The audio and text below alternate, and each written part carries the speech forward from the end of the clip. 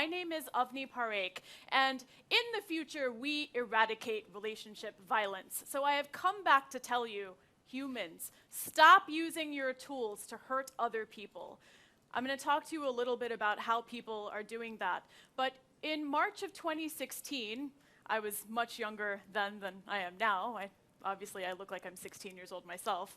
But in March of 2016, myself and my two co-founders for Snap Counselors, Raj Patil and Nida Sharif, shout out guys, hey, what's up? See you in India, what's up? We created Snap Counselors as a tool to reach out to teens where they are. There's millions of teenagers using Snapchat right now. Actually, Snapchat has about 10 billion video views a day. Isn't that insane? So teens are all over Snapchat. So my role in this partnership, in this initiative, is that I am a counselor. And it's my job to speak to people that are dealing with relationship abuse, the people that feel like they're alone, the people that are getting hurt by their partners. So I want to tell you about one story that sticks out in my mind, and that is the story of Yulia. So Yulia reached out to us, and this was now, since I'm from the future, this was way, way back in 2016. She reached out to us and she said that her partner, her boyfriend, was calling her names and telling her she was worthless, telling her that she couldn't find anyone else to love her, that nobody was going to love her ever again, that she was stupid, that she was fat, that she was ugly, and that basically she didn't deserve any happiness in life. And she reached out to us using Snapchat. She was viewing the stories that we set up that talked about relationship violence, and she said, I'm really scared in this situation, and I feel alone, and I don't want you to respond to this message because my partner checks my phone all the time, so don't respond. Now, as a counselor, that scared the beep out of me because, here's somebody in a dangerous situation and she's telling me not to reach out to her because this tool that she had that was her lifeline to me, a counselor, was also a curse. It was also the tool that her abuser used to perpetrate violence against her, to control her, to manipulate her. So sure enough, I waited for her to contact us, and the next day she sent us a 10-second video clip. Snapchat limits the video to 10 seconds. And the night before was the first time that her relationship became physically violent. And in the 10-second video clip, she showed a fresh bruise on her eye and a cut on her lip, and once again said, "Please don't contact me."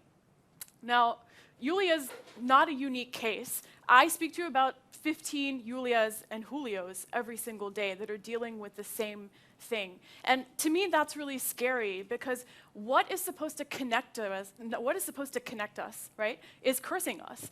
This technology that we've created is actually being used to perpetrate violence against people in relationships by abusers, and that's really scary. 1 out of every 3 women, there's a lot of women in this room, deal with violence sometime in their lifetime, and 1 out of every 10 men. And I think that that's grossly underreported, if you ask me. So does this seem like this issue is a little bit closer to home after knowing that a lot of us in here are dealing with this? Yes? Yeah? So violence is a dedicated and a deliberate pattern of power and control that an abuser uses over somebody else. And it can take many forms, right? There's many different forms of violence in a relationship. We all know physical violence, right? That's the most obvious. But there are many others. There's emotional violence, like what Yulia dealt with. There's verbal abuse, which she also dealt with, being called names. There's financial abuse, where somebody controls all of your assets, even access to food and water. There's sexual violence, which we also know about. I come from India, and I think you guys all have this perception that India is a very rapey place, which may or may not be true, but there's a lot of sexual violence issues there.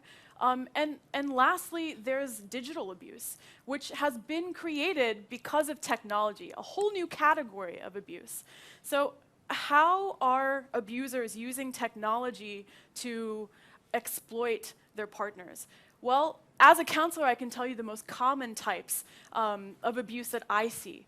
The first is that Somebody is blowing up your phone and sending you thousands of messages, calling you thousands of times a day, and just not letting you have the space that you need in a healthy relationship. I see some people looking at their partners in the room. So healthy relationships need space to bloom. Love is like fire. It needs air to grow and get brighter. And if you do that, that's an indication of an unhealthy relationship. Now, this piece of plastic and metal has an unprecedented amount of our personal information on it.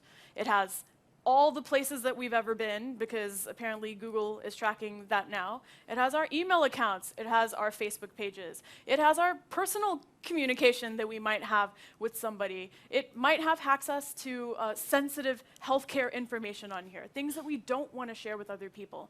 And abusers exploit that information and use it to control and manipulate their partners. Another type of abuse that I've seen is using third-party platforms like Facebook or Twitter to disseminate vicious rumors, right? So imagine that somebody puts on your Facebook wall, and you're a teenager, you're 14 years old, Susie is a slut, and everybody in the school likes it, comments, says, yeah, I knew she was like that. And that's done by somebody that's supposed to love you. That's incredibly devastating to somebody's self-esteem.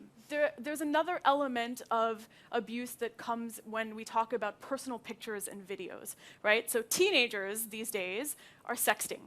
They're sending racy pictures, they're sending racy messages to each other, and it's really common. So it's one of the rites of passage that occur with the generation that's just below us. And those pictures fall into the hands of their partners, who once again, they think love them, and then they send them to everyone. And so they're exploiting the privacy. Alongside of that is sexual coercion, because once somebody disseminates a picture like that, there's pressure from other people. Send me more pics. I know you're this type of girl. I know you're that type of guy.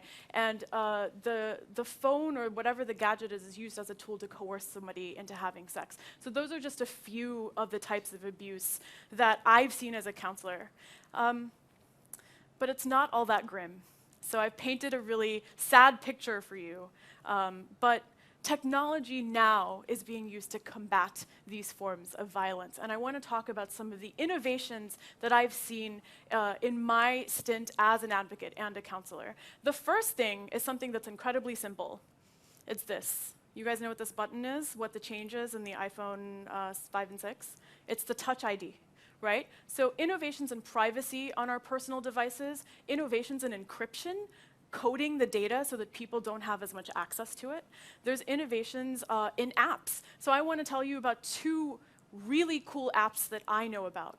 One is called Circle of Six. So imagine that if you're in trouble, 6 of your friends could get alerted through the app, and they could then alert the authorities or tell your parents or your family, or they could show up to the location that's indicated on the app. It basically helps you create a community that cares about your safety.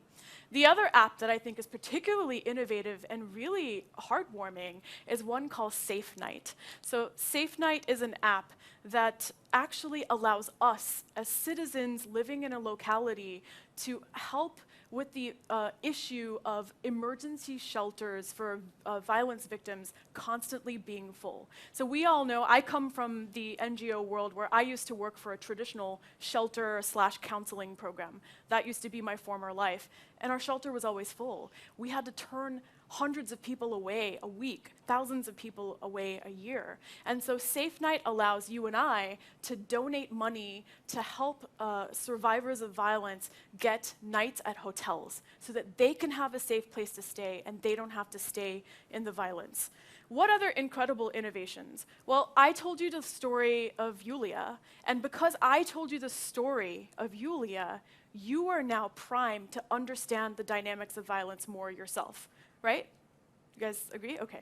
So storytelling is incredible, and we use technology to disseminate stories about what we go through, right? And that emotion, that heart connection comes through a personal story. And I, as a person who's dealing with violence, may relate to a story that you tell. I, on the Snapchat campaign, use a lot of videos from YouTube to help connect to the people that watch our content. Because when we show the stories of other people that are going through violence, people tend to connect more and identify more.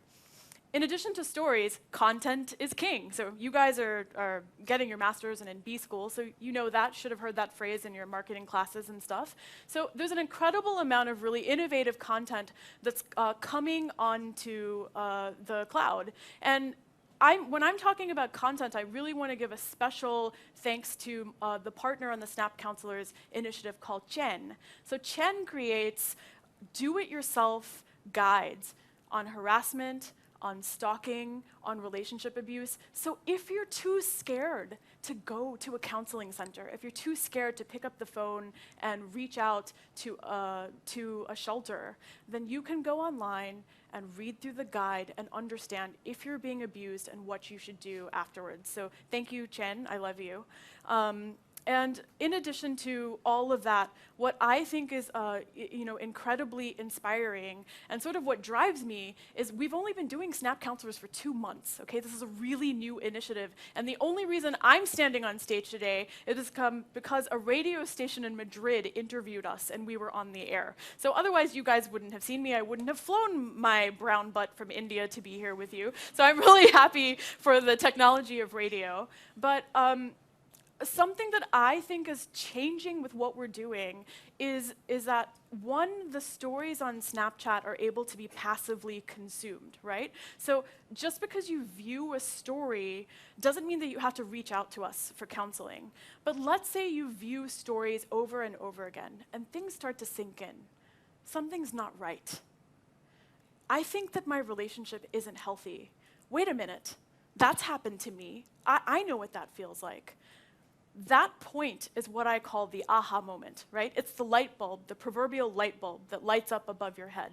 Now, Snap Counselors is able, this initiative that we're doing on Snapchat is able to get teens to this aha moment because they see our stories. But not only that, these are people that are not reaching out and getting help anywhere else. So the counseling that mainly I provide is what I like to think of as micro-counseling, right? It's short bursts and short interactions. We don't have a long attention span. We're not going to sit and talk to somebody for 3 hours. But maybe over the course of 15 minutes, you can get a little boost. You can get a little help.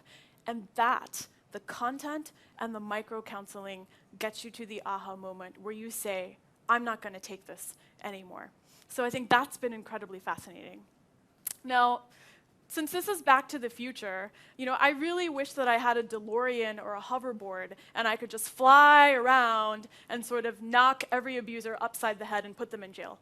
But until that happens, I'm really excited about some of the initiatives that I think are going to happen later on, right? So let's look to the future. The first thing that I think is going to happen is that more and more online and offline spaces are going to be accessible for people that are dealing with violence. So more storytelling, more content, more connection, and less curse, right?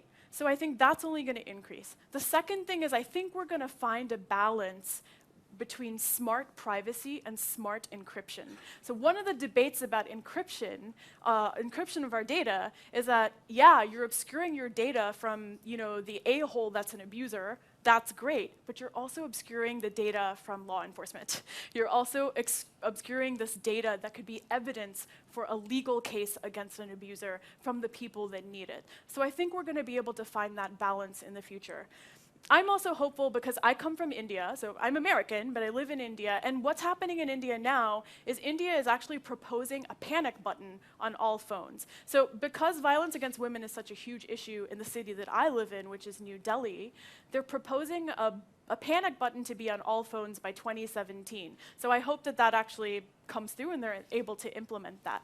In addition, countries like India are digitizing their entire governmental infrastructure, right? So my vision for this digitization is that we create spaces for triage, for survivors of violence. Just like you would go to an emergency room, you get your blood pressure checked, somebody does all the basics, those spaces through technology can serve as the first line of action for somebody who is dealing with relationship violence. They don't have to go to 15 offices anymore. They don't have to go visit the court and the police station and the NGO that's doing the counseling or the emergency shelter and the grandma's house and wherever else they need to go. They can do it all in one place. I have sorry, my little sense of humor is coming out. So I think that's incredibly hopeful. I'm super excited again about something like wearables. So imagine that my dress, my scarf, were smart and they could passively record incidents of violence against me without me ever having to do anything. Because if my abuser decides to take away my methods of connection, my gadgets, all of my technology, which is one of the most common tactics of isolation of a survivor of violence, then my shirt could know that, you know, he's been a bad boy and he needs to go to jail. So I'm incredibly hopeful about that and some of the other things that I think are going to happen in the future. So technology is not going away, guys. It's not like we're just going to say, you know, screw this and throw our phones into the ocean, although sometimes I do want to do that because I am constantly counseling people through my phone. But I think that if we can manage to make it more of a connection and not a curse, then we're really looking into the light and we can really help to eradicate violence, especially digital violence. I don't think that tech will ever replace face-to-face services. Survivors have an incredible amount of trauma that they deal with every single time they endure any sort of violence from their partner. They could experience post-traumatic stress disorder, depression, they might have, you know, injuries that they have to recover from, and that's a long healing process. But I do think, like I said, that we can be a safe space before those real-world safe spaces, right? Just like what Snap Counselors is doing to create that dedicated safe space online using Snapchat, where all the teens are, that those safe spaces can encourage people to that aha moment and get to the real-world safe spaces. Now, you know, if I had a time machine, I'd be really happy to go around the world and let everyone know that they're not alone, that they've never been alone, that there's always somebody to listen to them who's willing to help. But until and unless we invent that, hey, other speakers who do space stuff, I'm looking at you guys, please build me a time machine. Until they do that, I think the biggest weapon that I have as an advocate is right in the palm of my hand. Thank you so much.